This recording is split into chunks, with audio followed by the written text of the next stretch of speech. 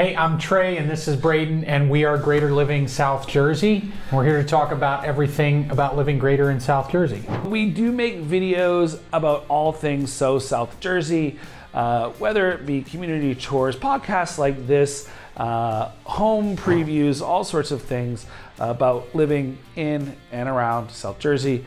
And we love helping folks just like you who are considering making a move to, in, or around the area. So feel free to reach out if that's you, if you have any questions. And also while you're at it, make sure you hit what? Subscribe. So you can be the first to know about what's going on and be the first to see these videos.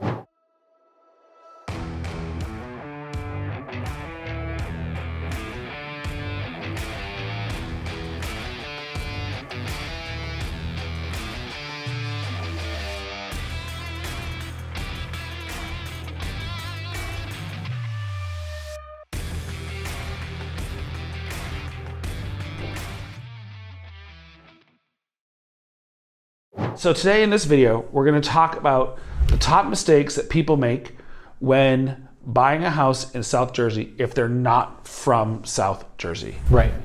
What do you think is the number one mistake that people make? I mean, I think obviously one of the glaring sort of differences that people maybe don't necessarily know how to navigate is the idea of that New Jersey is kind of two separate states when it comes to how the transactions run, whether it's run by the title company or whether it's run by an attorney. Sure. And of course, you still have the opportunity, and the whole state is covered by the attorney review process, but the way it's used is definitely different. And I think there's certainly an understanding that needs to be had. Like if you're planning on executing on a transaction in South Jersey, you need to know that your attorney, if they do things more the North Jersey way with like a 20-page attorney letter, that may, freak people out a little bit, scare people off a little bit. So that's probably the first thing that would come to mind. Yeah, so like just backing that up for people, if you're buying a house, even though we're governed by one law in the entire state, if you're buying a property in North Jersey, once your agent finds your property for you and they negotiate the deal for you, then the attorney runs the transaction essentially at that point. Right? You're going to hire an attorney. That's a cost you're going to have, and that attorney is going to handle everything for you. They're going to coordinate with title. They're going to get all your documents prepped and all that stuff. Do all those things. In South Jersey, that's not typically a part of the process. I think it's going to change as more people have migrated down here. But in South Jersey, typically the agents, along with the title company, are running the majority of the transaction. Right. You still have the right to have an attorney. Some people do, but I would say 9 out of 10 people don't. So when you do have buyers who are coming down here from North Jersey who are used to doing things a certain way, there just needs to be a different kind of understanding of the pace and the intentionality of these letters. Because a lot of times the attorneys, I think most attorneys, period, even from South Jersey, wherever, they have these boilerplate responses that they just respond to every contract with, regardless of what the deal is. And where I think it throws people for a loop is that down here, where it's just kind of simpler, I would say, right? Yeah. That sometimes people get aggravated because they go, wait a minute, we had a deal, and now this buyer wants to change the deal, because it's a lot of text. Yeah. Yeah, it's not necessarily actually changing the terms of the contract, but just the amount of words can definitely make it overwhelming sometimes because there's just so much. Sure. So if you're going to buy a property in South Jersey and you're from a different area and you want to use an attorney, best recommendations? Get a real estate attorney, first of all, because not all attorneys have the same understanding. And also get a local attorney, get somebody who understands how the things are done in that local area for the property that you're looking to pursue, I would say. So I would say, say in the county that you're buying, and get an attorney from that county. Yes, that county, yep. I will tell you a funny story. I had a buyer once who was trying to buy a property that I was helping buy in North Jersey. Right. And we were like this close to having the deal done, like $5,000 to $3,000 difference in pricing between where my buyer wanted to be and where the seller wanted to be. And so the compromise was we ran that North Jersey transaction like a South Jersey transaction, which saved both parties $1,500 each. Right. and it met the deal in the middle. And that's how we made that work. So it's, it is a real cost that you have to consider when you're buying a property. 100%. Yeah. I think another difference that I know I've noticed in between is kind of just some of the, I guess, understanding of the pricing in relation to, you think you're going to get the same house for the same price because you're buying the same house, but there's actually, your money can go a lot farther. And that's where sometimes when people are like, well, I really want to be in some of these northern counties or something like that, the reality is that if you have the ability, whether or not you're in a location or you can be in a location for your work commute or whatever, to go a little bit farther south, you can stretch your money a little bit farther. That's another significant difference, I would say. There's certainly a different pace of life, and everything's still really accessible here, of course, but there is a certain more, I guess, rural's not quite the word, but suburban lifestyle than what you might be used to in some of the northern counties. Yeah, so I think the biggest mistake that people make there is that they assume that it's going to be just like North Jersey. Right. And down here, South Jersey, just things slow down. I mean, this used to be farmland, Sure. right? So this is the country, Right. And so things kind of behave in a certain way when it comes to real estate. There's a more, I think this is also a byproduct of the fact that lawyers are not involved as much, that there's more of of a humanity behind the transaction between the buyer and the seller sometimes, because you don't have that extra, but whenever It's not like an extra buffer of separation between the two parties. Yeah, and an attorney just always kind of heightens things in some way. So that's a big difference too, with the simplicity of it, that it just is reflective of the pace of life here. Right. I think what you mentioned highlighted the third thing I wanted to mention, which is the biggest mistake that people make is they don't research where they need to be in terms of travel. Right. South Jersey is fantastic, especially between Burlington, Gloucester, and Camden County, because they're all along 295. You can all get to Philly relatively easy from any of those places. But if you're trying to get to New York, that can change dramatically on where you are in relation to 295 or the Turnpike, right? If you can be in Burlington, Gloucester, or Camden County and still be just as close to New York City if you are closer to the Turnpike or 295. So for example, in Burlington County, town that people love, Medford. Awesome town, lots of amenities. You can get beach front. You get your own private. The beaches there are really nice. They're little wooded retreats, if you will. But you're not near 295 or the Turnpike, so it takes longer to get up to New York City. Versus if you went to something in, let's say you go to Cherry Hill. Cherry Hill is further south, but because it's located on that 295 strip, you're actually going to get to New York City faster than you would if you were in Medford, even though Medford is more north. Right. Yeah. So farther south doesn't necessarily mean farther away. Yes. Is ultimately what that comes down to. And the next thing I wanted to mention, the big mistake that people make, is that they think that when they see Camden County, they immediately think it's Camden City. Right. And Camden City has its own challenges for sure. However, you cannot paint Camden County with the same broad stroke. Right.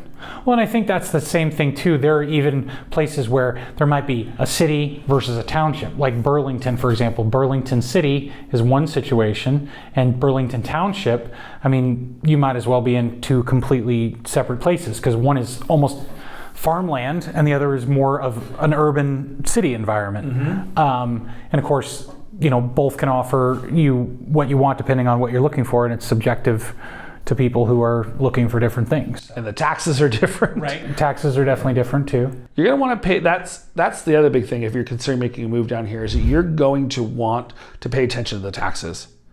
Because you can shift one town over, and my God, the taxes can change. Right, yeah.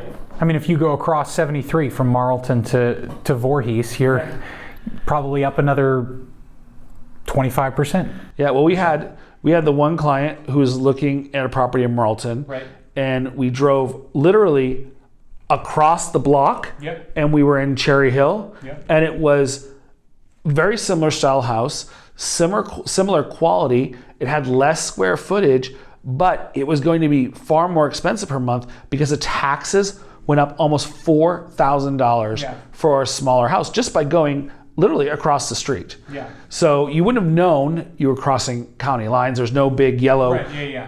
paint in the middle of the road or anything. Everything feels really consistent between the towns, and that's where, again, like, I think one thing that's interesting, sometimes people will think they're in a certain town or they're in a certain school district or something. You definitely want to double check all those things, because there's not oftentimes a huge discrepancy between the town. They kind of, one blends into the other, and you don't know necessarily when you've crossed from one to the other or something like that, because there is just that sort of continuum between the townships and stuff like that, or cities or boroughs or whatever they might be. Yeah. And I think that sometimes people feel pressure to be in a certain town or a certain township and not realize that they can actually get a really good value. This is a big mistake that people make.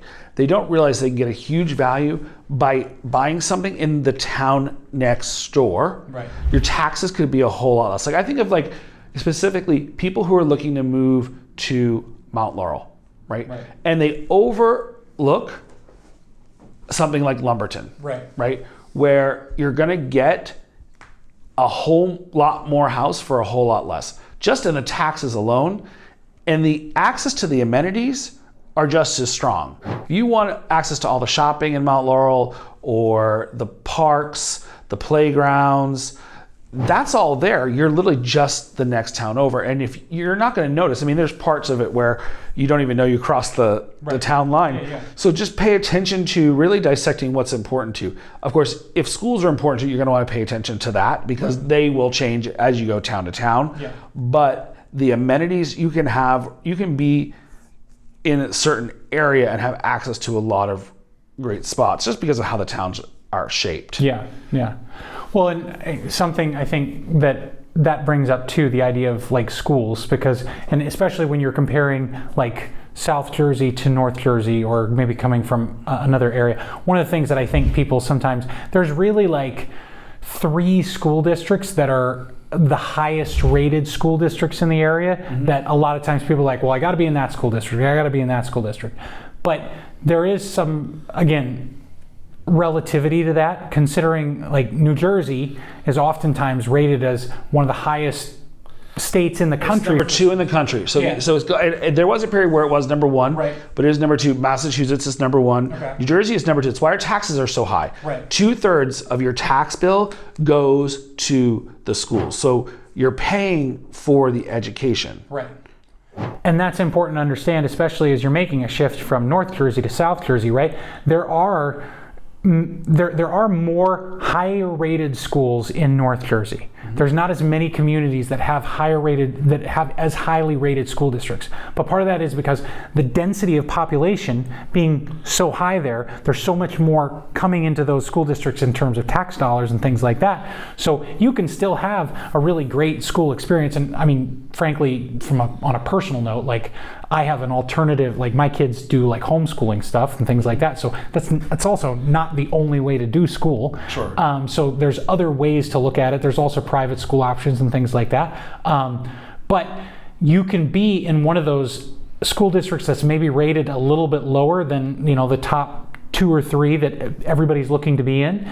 And still, if you kind of average that out, considering, like you say, New Jersey's ranked number 2 in the country, potentially it could still provide you with all the value that you want in terms of the school district and things like that. So I think sometimes when people write things off based on just specific numbers, 1, where are you getting those numbers? Because different sites rate things differently. And 2, what is it about that rating in particular that is going to serve your needs? Because everybody's a little bit specific in what they need as well. Sure. So to that point, an average school district in New Jersey is going to still be higher than a lot of schools in other states because of New Jersey's overall priority on education.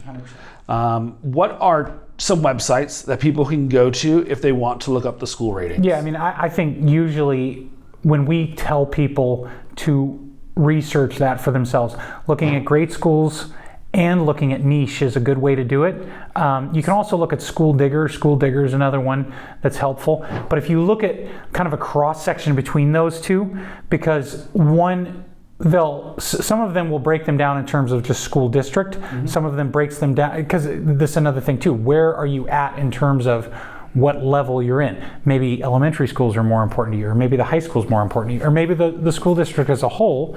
But if you can kind of do a cross section of that, because niche does like an A to Z rating, or A to F rating or whatever, right?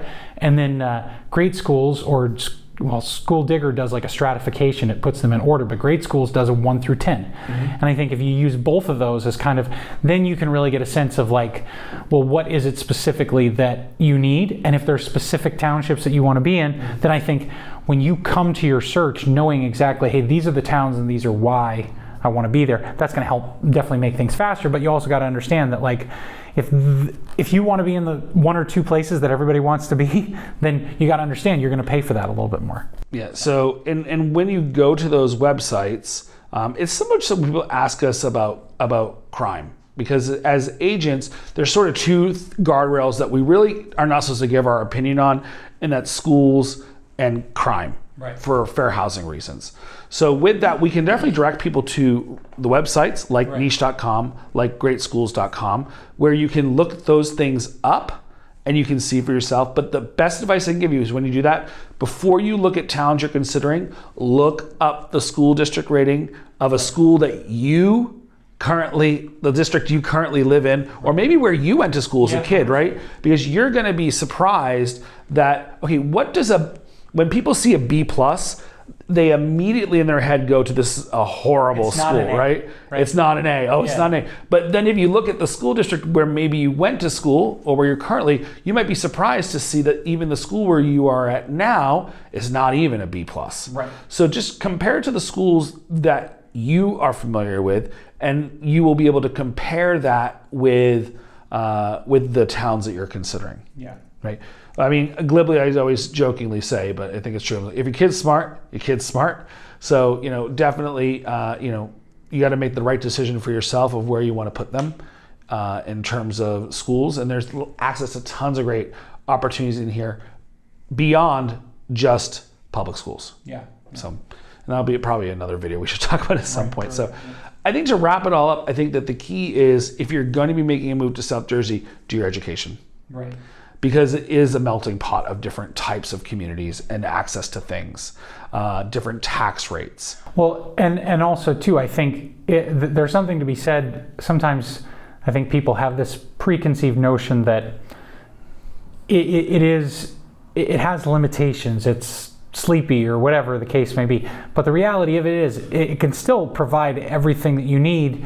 You just might need to be a little bit more like hyper local in terms of your focus of knowing what specifically it is that you need, and then looking for that and finding it, because it's definitely here. It might just be, maybe another 5 minutes from you or something like that. It requires some exploring sometimes. 100%, yeah. Because